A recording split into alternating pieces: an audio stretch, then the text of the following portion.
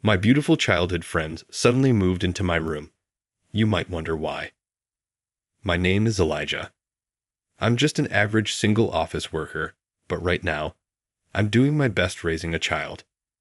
The 3-year-old girl is active and sometimes a handful. Every day, I'm flitting back and forth between work, daycare, and home. You might wonder why a single man like me is raising a child.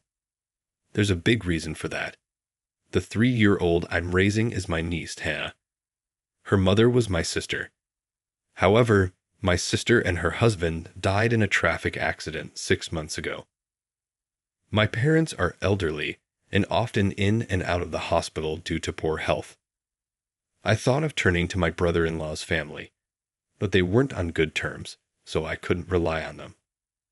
I felt bad putting Hannah into an institution, so I decided to raise her myself. Luckily, I have a decent income and a good amount of savings as a single man.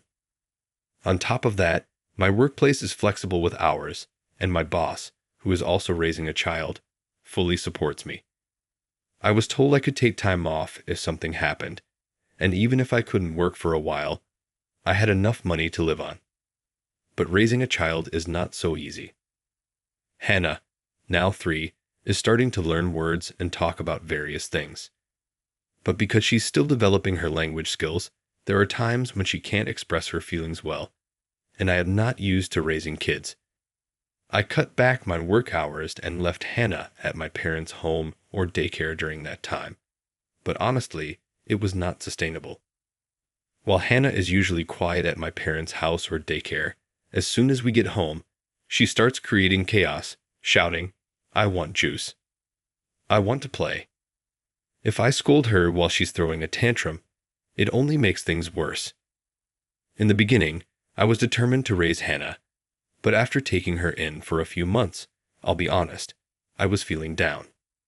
Every time Hannah cried, I felt like she was saying she'd be better off with her real family, and I was feeling pressured. Seeing me like this, my parents decided to help. They sent a housekeeper to help me out. They suggested I should take a little break. They probably felt bad for putting so much burden on me, considering they were in and out of the hospital. The house was a mess, and there were many times when I felt I needed a woman's touch. I was really grateful for my parents' thoughtfulness. So today, the housekeeper was supposed to come. She's from a home cleaning service. When I saw the housekeeper who arrived, I almost screamed. Sandra? Adam? We both nearly screamed in front of the entrance. Yes, the housekeeper who came today was my childhood friend. Her name is Sandra. She used to live in my neighborhood, an incredibly beautiful girl, my first love. Sandra was just so gorgeous in every way that many other boys also had her as their first love. She had clear skin, beautiful long black hair, a figure that developed too well, and a calm smile. There was no way not to fall for her, and indeed she was extremely popular. By the time we were in the later grades of elementary school, there were love letters in her locker every day, and there was a legendary story about her receiving countless gifts on her birthday. When we got to middle school, the number of boys she turned down was countless. And I, who had been good friends with her since elementary school and often walked to school with her, was quite resented. But our relationship as good friends didn't last forever. Around middle school, she started being followed by a bad guy. Her parents decided they couldn't solve the problem and moved away with Sandra when she graduated from middle school. We kept in touch for a while, but eventually we drifted apart. And that leads us to now. I'm surprised. I thought the name sounded familiar, but I didn't expect it to be you, Sandra said. Adam, no. I didn't expect you to be the one coming either, I replied. Apparently, Sandra had received my information from the company, but now I'm not living at my parents' house, and this place is not near my childhood home. Moreover, Sandra knew that I was pretty good at housework and used to help around the house, so she didn't think I'd need a housekeeping service. But once she saw the state of my house, Sandra shrugged her shoulders. What happened here?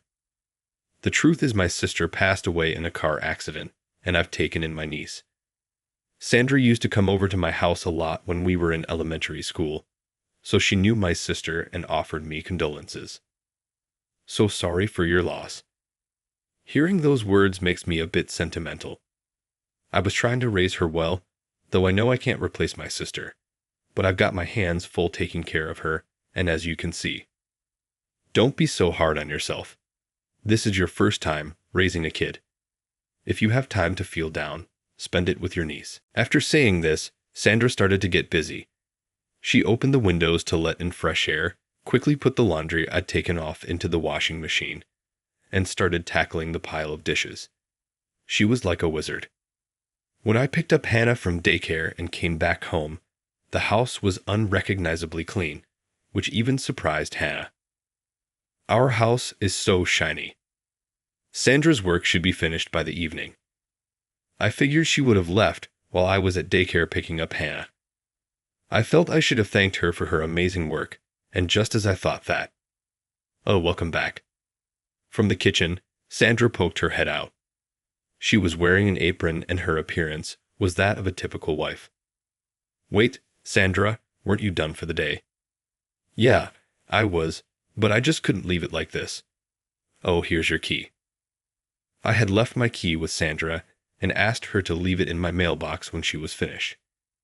I didn't want to keep Sandra until the time I picked up Hannah, but it seems like she stayed anyway after notifying her company that she'd be going straight home. Nice to meet you, Hannah. I'm sorry to bother you at home. My name is Sandra. You must be surprised, right? Sandra squatted down to say hello to Hannah, but Hannah, perhaps a bit shy, clung tightly to my leg. Seeing this, Sandra smiled and said, "It's a bit intimidating, isn't it?" And then looked at me. "Come on, wash your hands and gargle. I made dinner, so let's fill your tummy first." "But aren't you off work?" "Yeah, I'm done, but I just wanted to help out personally. I hope you don't mind." Sandra looked up at me, her head cocked to one side, and honestly, I couldn't resist her charm. In fact, I was quite pleased. I had joked about wanting to try Sandra's cooking before I left to pick up Hannah, and it seemed she had heard me. Of course I can cook too, but there are times when you just want to eat someone else's homemade food, so I decided to let myself enjoy Sandra's hospitality today. Hannah was initially nervous, but the moment she tasted Sandra's hamburger, she said, "Delicious. Better than yours, Uncle," and was wolfing it down in no time at all. She warmed up to Sandra. It's a hard pill to swallow, but Sandra's burger is 10 times better than mine. I wonder how she manages to make such a juicy and fluffy hamburger. She even shaped the burger into a bear to make it appealing to children. Seeing Hannah's delighted face, even though I felt a bit frustrated, it must have shown on my face. Since you, Adam, have been taking care of Hannah, I was able to focus on the cooking. That's why it's only natural that my cooking is better than yours, she said. At that moment, I felt my heart, which had always been half-hearted about childcare, suddenly lighten. It's always like this. Sandra knows just the right words to say when you need them. When I lost a fight in elementary school and was feeling down, Sandra would comfort me, saying, "Is it really amazing to win a fight? I don't think so. You're just fine as you are, Adam." And when it looked like I wouldn't get into the college I wanted, she gently pushed me forward, saying, "It's not the end of the world if you don't get into that school. You could have other opportunities at other schools, and if you stress too much, you might fail to seize even those you could have." Thanks to her, the pressure eased, and I was able to successfully pass the exam. But Sandra moved away, and I haven't been able to return the favor. I was thinking about this while I was putting Hannah to bed. I'm a grown man, and I really wanted to do something to repay her, but I've spent a long time apart from Sandra, and honestly, I didn't know what she would want. So I asked Sandra, "Hey Sandra, I want to thank you for everything you did today. Is there anything you want?" When I suddenly said that, Sandra looked surprised with wide eyes. "What's with you all of a sudden?" "No, it's not sudden. I've been helped by you since the old days, Sandra. I just want to return the favor." That's a bit too much. Sandra tried to laugh it off, but seeing my serious gaze, she coughed a little in embarrassment. Well, if you insist, there is something I want. Really? What is it? I can't promise anything, but I'll try to get it for you. Well, a spare key to your place. What? Sandra looked straight into my eyes without making a joke. Well, without me around, Adam, I think you'll mess up the room in no time. Also, I'm worried about Hannah. Girls grow up so fast. Even you sometimes make comments that lack delicacy, so I want to stick around for a while. Saying that, Sandra extended her hand. Are you sure about this? Absolutely. It will be convenient for me, and I'll be happy to have access to your house. Sandra gifted me with a warm smile, so I handed her the spare key. Since then, my life has changed dramatically.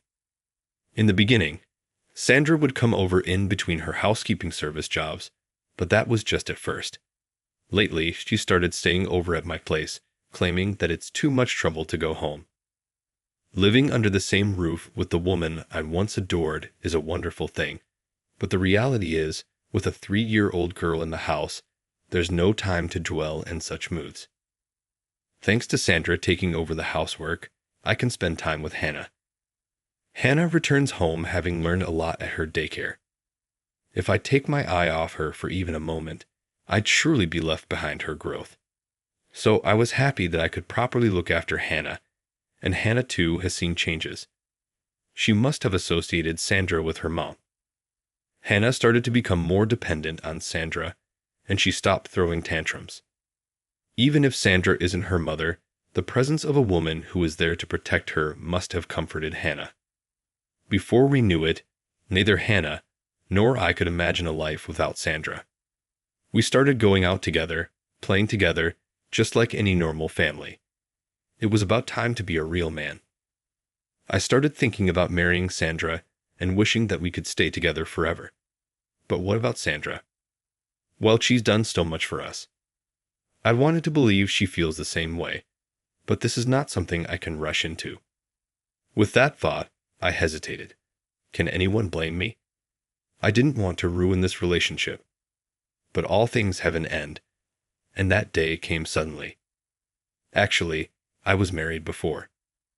It was when Hannah was asleep, and we were enjoying a quiet drink. Perhaps led by the alcohol, Sandra dropped this bombshell out of the blue. What? I was so surprised that I involuntarily screamed out loud. I hurriedly clamped my mouth shut and looked at the bedroom. But Hannah hadn't woken up. Feeling relieved about that, I listened to the rest of Sandra's story. I thought, this guy seems nice. I can marry him. But it turned out he was a huge narcissist. He only kept me around because I was pretty, and he demanded I make an effort to stay beautiful. Can you believe that? Sandra was unusually venting as she said so. Despite her beauty, Sandra was always sought after for her looks. Whenever Sandra did anything even slightly unruly, they all left her. It's so much easier with you, Adam. You don't complain if I don't drink cute cocktails or comment on the design of my pajamas. That's just because your taste is so troubling, I've given up commenting on it. What did you say? While exclaiming, Sandra puckered her lips and guzzled her beer in a robust manner. She always drinks like this, but today she was even faster and more masculine. By the way, the pajamas she's wearing today have a rather unique design, featuring a character depicted as a teacup with arms and legs sitting on heels. I wondered why Sandra chose it, but Hannah found it very good.